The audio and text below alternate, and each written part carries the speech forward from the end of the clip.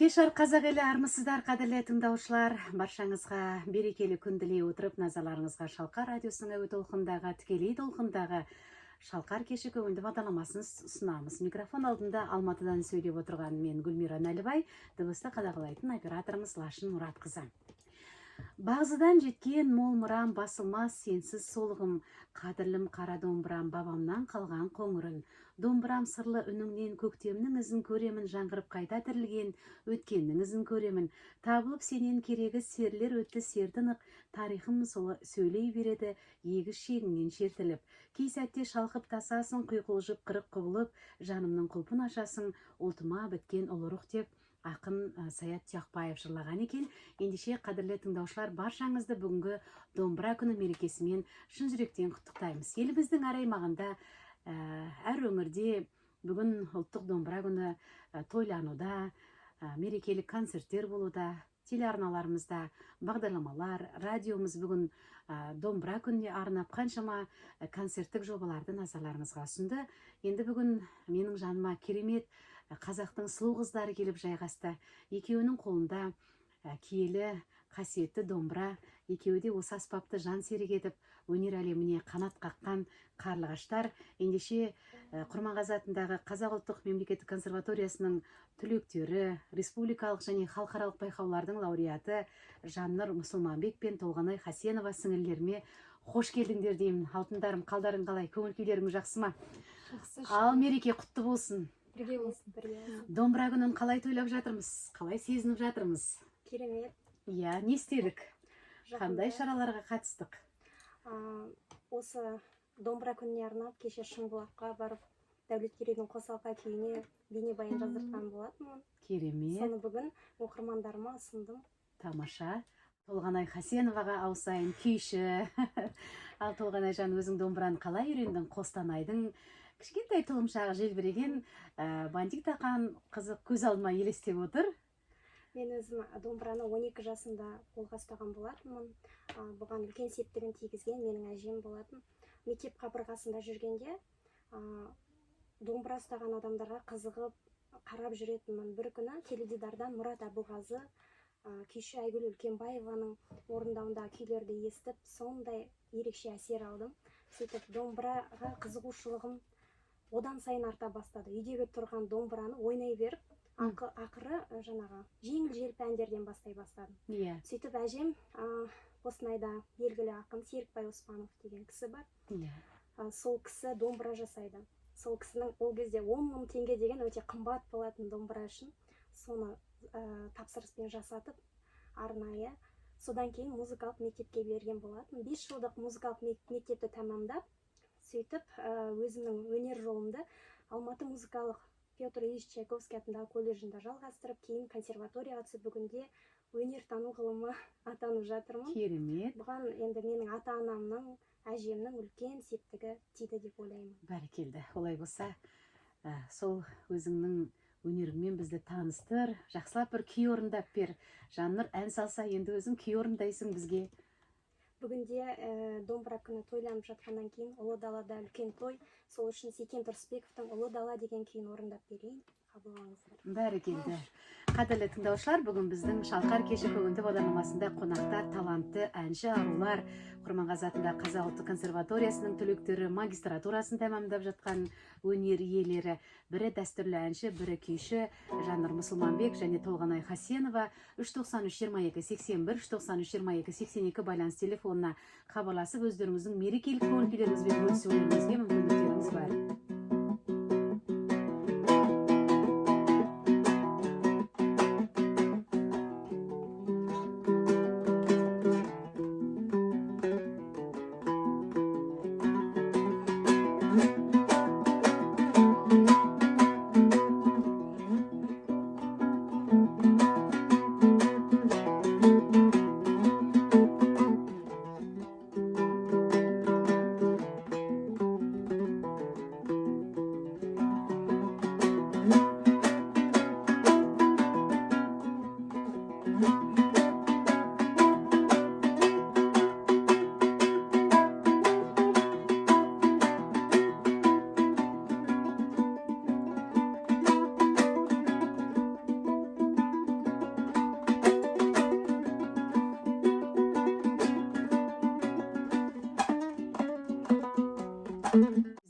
тилектериңизди жолдай отырмуздар. Кала багыты 8727. Енді Шалқар FM Instagram парақшасы тікелей толқында қосулы. Нұртаза Алмай есімді тыңдарманымыз керемет деп жазыпты. Және сабақтан қиналған сәтте өнерді тастап кету жайлы ойладыңыздар ма? Негізі өнер жолы қиын ғой.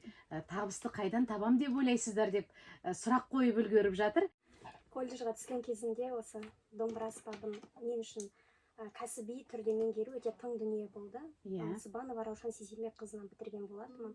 Ол кісі маған үнемі айтатын: сен дайындалу керексің, сен сол үшін келдің колледжға, сен консерваторияға тапсыру керексің деп мотивация айтатын маған.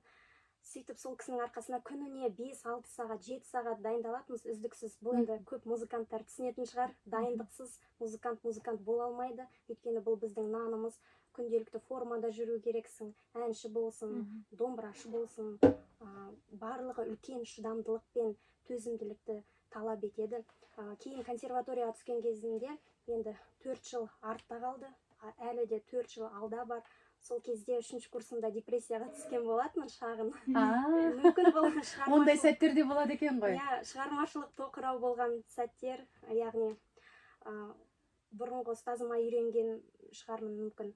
Түртпектеп, сен дайындалу керексің, жоқ, ал вузда керісінше, сен өзің іздену керексің. Өйткені мына европалық баллон системасы енгеннен кейін балловый система, сен соған лайықты болып жұмыс жасау керексің, үнемі шығармашылық ізденісте болу керексің. Мүмкін мен соған дайын болмаған шығармын.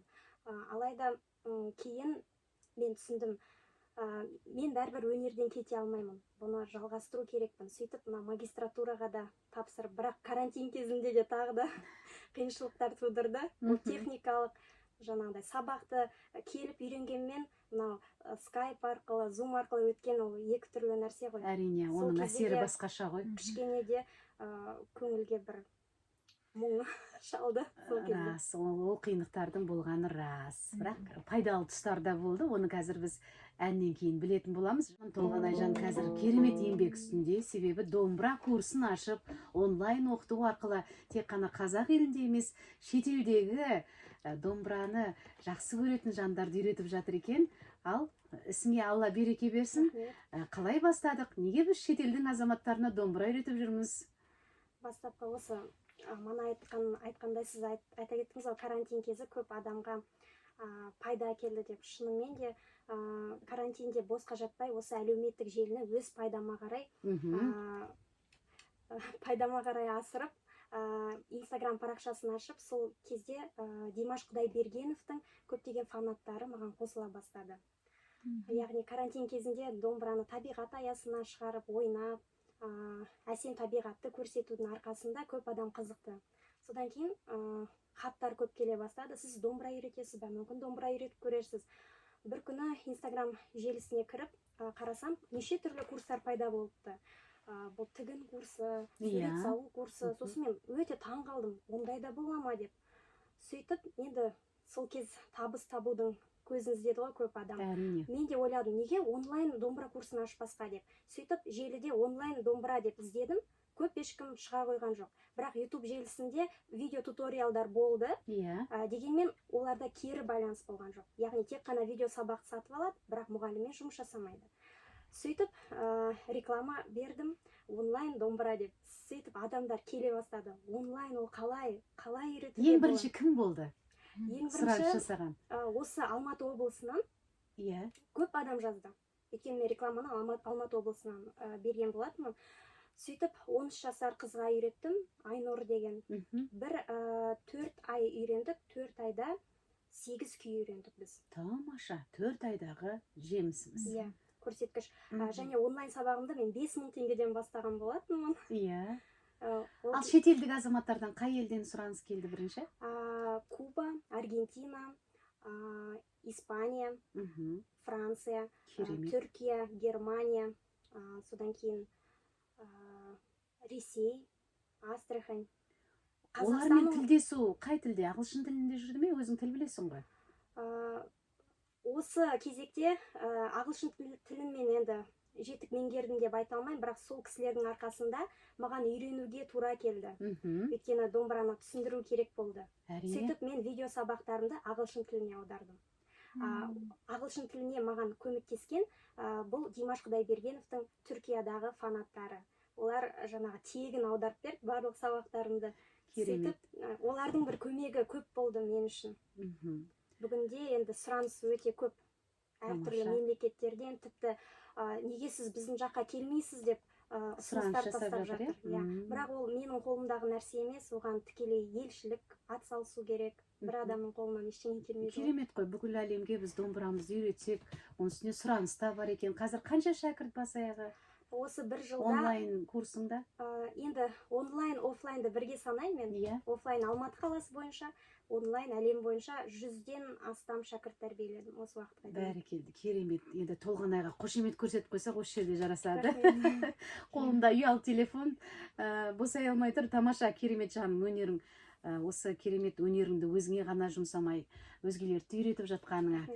Бүгінгі домбыра мерекесі тағы да құтты болсын. Өзіңнің орындауындағы күйлерді тыңдайық. Жақсы. Шалқар кеш көңілді бағдарламасында. Енді Төлеген Момбековтың Салтанат күйін ойнап берейін. Көп оқырмандар осы күйді сұрап жатады. Жақсы көреді, көпшілігі осы күйді үйренуге тырысады. Мен де мысалы жақсы көремін, бірақ үйрене алмадым. Құрманғазы атындағы Қазақ ұлттық консерваториясының түлегі, магистранты, домбыра курсының ұйымдастырушысы Толғанай Қасенова бүгін мінекей біздің қонағымыз, күйші.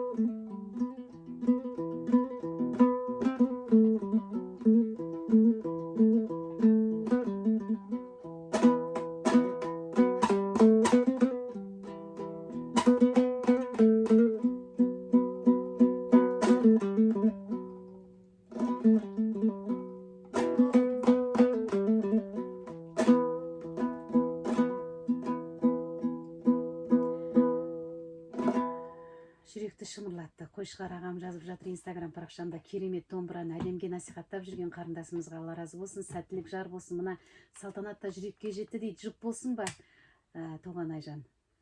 Жақсы, онда көңіл толқыны күйін тартып берейін. Секен ағамның репертуарын жақсы көреді екенсің? Өйткені мен Секен Тұрысбековтың Ақжауын камералық оркестрінде жұмыс жасаймын. Содан болар. Бәсе. Маған күйлері өте жақын, өте қатты ұнайды, және халыққа да танымал күйлер ғой. Көңіл толқыны көп адам біледі. Еңкейген еңбектеген баладан еңкейген қарияға дейін осы күйдің көп адам үйренгісі келеді, білгісі келеді. Және осы өзіңнің шәкірттерің арасында да Секен ағамның күйіне деген сұраныс көп шығар? Иә, өте көп. Әсіресе көңіл толқынын ойнап беріңізші, көңіл толқынын үйренгім келеді. Осындай мақсатпен келетін оқушылар менде өте көп. Жақсы, олай болса, көңілді толқытшы бір көңіл толқынын орындап, қадірлі тыңдаушылар, Шалқар кеші көңілді бағдарламасы тікелей толқында. Бүгінгі қонақтарымыз күйші Толғанай Хасенова және дәстүрлі әнші Жаннұр Мұсылманбек. Бүгінгі бағдарламамызды домбыра күніне арнап отырмыз. Қандай талантты жастарымыз бар.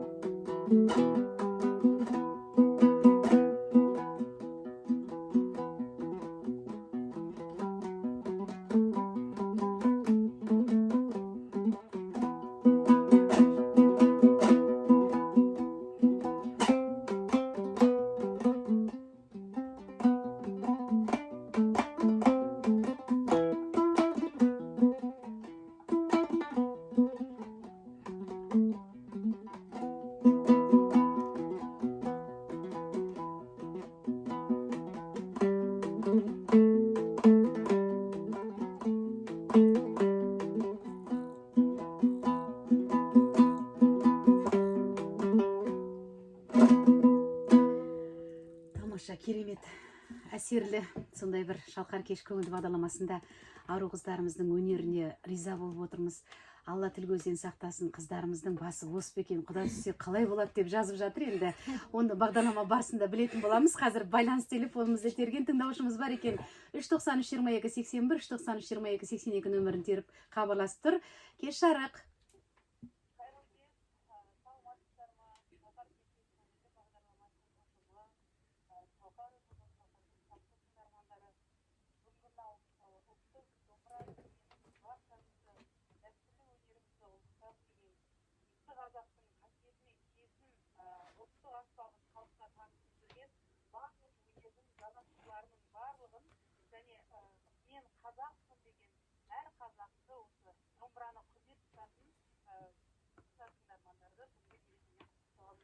Ой, рахмет Салтанатжан, қалың қалай?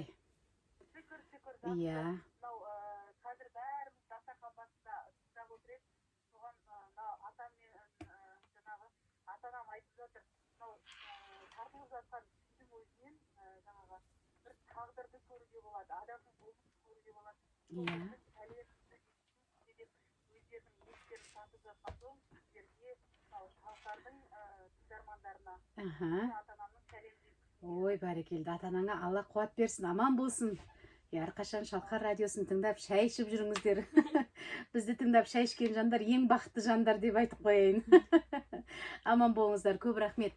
Міне, хабарласып жатыр Толғанайға қарай мінекей әңгімемізді ауыстырамыз. Күйші қызымызға онлайн курс болып жатыр. Шәкірттер тәрбиелеп жатырмыз. Енді өзімізде өнерде ізденіп жатқан шығармыз. Жаңа авторлар бар ма осы? Енді Секен ағадан кейін тоқтап қалған жоқ қой? Күйшілер, авторлар шығармаларын насихатталу қаншалықты болып жатыр? Енді қазіргі кезде Ермұрат Үсеновтың күйлері өте танымал. Содан кейін Айтқали Жайымов, осы қазіргі заман күйшілері. Айбек Бекбосын деген Күйші ол. Күйші ғой деймін. Орындаушы ретінде танымал, иә. Қаршыға Ахмедияровтың күйлері өте керемет. Осы заманауи. Сондай күйлерден орындап берейік. Көп естіле бермейтін, көп халыққа жете бермейтін авторлардың күйлері болса, өзің күй шығарып көрмедің бе? Шынымды айтсам, жоқ, ойланып көрмедім былтыр. Ән салып көрмедің? Негізінде мен әншіліктен бастаған болатынмын. Осы 6 жасымда әнмен бір конкурсқа қатысқанмын, аудандық. Сол жерден бас жүлдеге ие болған. Бозторғай конкурсы. Мүмкін ән айтып көрерміз. Бірақ домбырамен айта алмаймын. Бәрекелді, жақсы. Мен кәсіби әншінің қасында ән айтқан жанрдың қасында ұят болар деп отырсың ғой. Рас қой, рас. Енді шында да күйші өзінің күйімен, әнші өзінің әнімен. Бірақ енді қазір білмеймін, дүбәралар-ау деймін, әркімнің ауласына түсіп кетіп жүрген. Мінекей, әркім өз саласында жүру керек меніңше. Әрине. Шама шарқына қарай. Шымшық сөзді қасапшы сөзін деп. Дұрыс айтасың. Сондықтан да өз салаңда жүрген жақсы. Ал енді қазір онлайн курсымыз әлде болып жатыр. Қатысам деушілерге қандай кеңес айтасың? Көп адамдар енді онлайн бастауға қорқып жатады. Өздеріне күмәнданады. Мен алып кете аламын ба, жоқ па деп. Сол адамдарға айтарым, қорықпаңыздар, еш уақытта келіңіздер. Адам көру керек. Көрмей кетсе, ол неге көрмедің деп қапыда қалады, сондықтан қорықпаңыздар деп айтқым келеді. Домбыра үйрену қиын емес қой? Әрине күй үйрену қиын емес, ең бастысы қызығушылық, құлшыныс болу керек. Ниет, содан кейін еңбектену керек. Тамаша, керемет. Ал жақсы, олай болса, тағы да бір күй орындап бер бізге. Өзіме жақын күйлердің біреуін орындап берейін. Сүгірдің күйі Шалқыма. Тамаша, керемет. Күйші Толғанай Хасенова бүгінгі Шалқар кеші көңілді бағдарламасының қонағы. Қадірлі тыңдаушылар, бағдарламаның соңына таяп келе жатырмыз. 393-22-81, 393-22-82 бұл біздің байланыс телефондарымыз. Қалабақты 8727. Ал Толғанайдың өнеріне қол соғып қошемет көрсете отырыңыздар.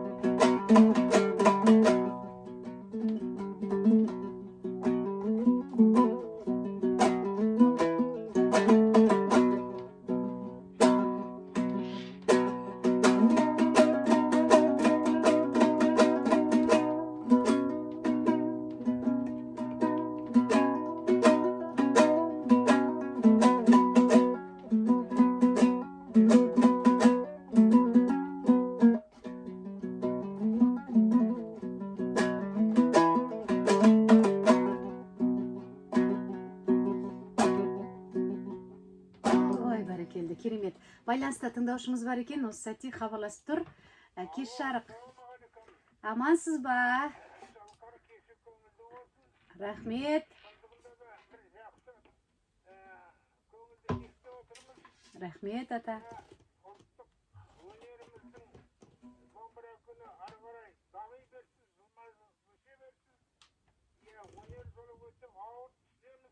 Иә. Мына екі қызымыздың өнерін естіп, әнші қызымыздың да, күйші қызымыздың да өнерін естіп, тіпті көңіліміз шындығында да үлкен көңілде отырмыз. Оларға рахмет айтамын. Шығармашылық табыстар тілеймін. Бақыт тілеймін. Аумин.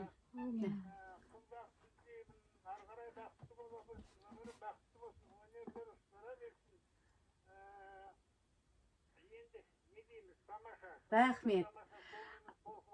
Өзіңіз таныстырыңыз.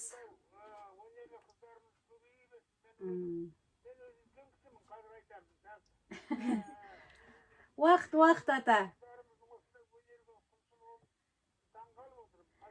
Иә. Аумин. Рахмет. Ой, бәрекелді. Ай, рахмет, Қанат ата. Аман болыңыз, мың жасаңыз. Міне, қыздарымыз сіздің батаңызды естіп, сондай жүздері балбұлжан қуанып отыр. Біз студияда төртеуіміз отырғанмен де біз миллиондар тыңдап жатыр. Сондықтан да елдің барлығы сендерге тек бата беріп жатыр деп ойлаймын. Бағдарламамыздың соңына жеттік. Мінекей, домбыра күні құтты болсын, айналайындар. Осы өнерде жүргеннен кейін, осы өнердің қайнаған қазанда бұрқылдап қайнап жатқаннан кейін оның қиындығы да болады, жақсылығы да болады. Сол қиындыққа сынбаңдар, мойымаңдар. Ал жақсылығында жұлдыздарың жарқырап, жайнай беріңдер. Бір ауыз тілекті айтайық, сосын бір күймен бағдарламамыз тәмамдайық. Жаннұр, толғанай бір ауыз сөз, сосын Құрметті тыңдармандарға алғыс айтқым келеді. Барлықтарыңызды осы ұлы мейрам домбыра күнімен құттықтаймын. Домбыра ол тек қана музыкалық аспап емес, ол философиялық өте терең дүние. Түсіне білген адамға ол үлкен тәрбие беретін, тарихқа жетелейтін музыкалық аспап. Домбыраға қарай отыра біз көненің көзі ретінде, және де домбыраға қарай отыра біз ол ағаш неден жасалынды, ол ағаш қай жерде өсті, ол жердің мәдениеті қандай, музыкасы қандай, адамдары қандай деп, міне үлкен глобальный нәрсені қозғайды. Сондықтан домбыраны үйретушілер де, үйренушілер де көп болсын деп тілеймін. Ой, бәрекелді, тамаша. Ал, қолыңа домбыраны алып, бағдарлама соңына дейін күй ойнай бер. Ал біз барша тыңдаушыларымызға кеш көңілді болсын дейміз. Бүгінгі қонақтарымыз Құрманғазы атындағы Қазақ ұлттық консерваториясының директоры, бір магистранты, дәстүрлі әнші Жаннұр Мұсылманбек, күйші Толғанай Хасенова.